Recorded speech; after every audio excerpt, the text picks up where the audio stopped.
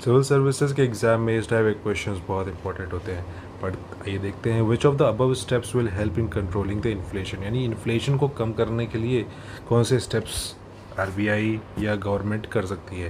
देखिए, पहला ऑप्शन है increase in the repo rate by the RBI. अगर आरबीआई ने रेपो रेट को कम कर दिया, इसका मतलब बैंक्स के पास पैसे कम हो गए। बैंक्स के पास पैसे कम हो गए तो मनी सप्लाई जो है वो कम हो जाएगी, और अगर मनी सप्लाई कम हो जाएगी तो इन्फ्लेशन कम हो जाएगा। तो आपको बेसिकली मनी सप्लाई के को ही कंट्रोल करना है अगर इन्फ्लेशन को कम या ज़्यादा करना है तो।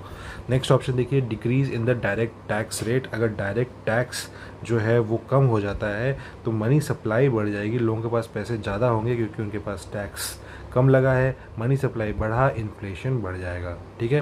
नेक्स्ट देखिए, decrease in the export of items such as agricultural crops. तो जब भी इन्फ्लेशन बढ़ता है तो ज़्यादातर आप देखेंगे कि जो एग्रीकल क्रॉप्स होते हैं या फिर जो खाद्य सामग्री होती है उसके प्राइसेस ज़्यादा बढ़ जाते हैं। अगर गवर्नमेंट ने इन सारे एग्रीकल्चरल क्रॉप्स का एक्सपोर्ट कम कर दिया तो ये मार्केट में उस चीज़ की सप्लाई मेंटेन कर पाएंगे, और जिसकी वजह से आप जो इन्फ्लेशन है वो प्राइसेस को कंट्रोल कर पाएंगे। तो ये ऑप्शन आपका सही होगा। तो पहला दो ऑप्शन सही है, बीच वाला गलत है, यानी 1 और 3।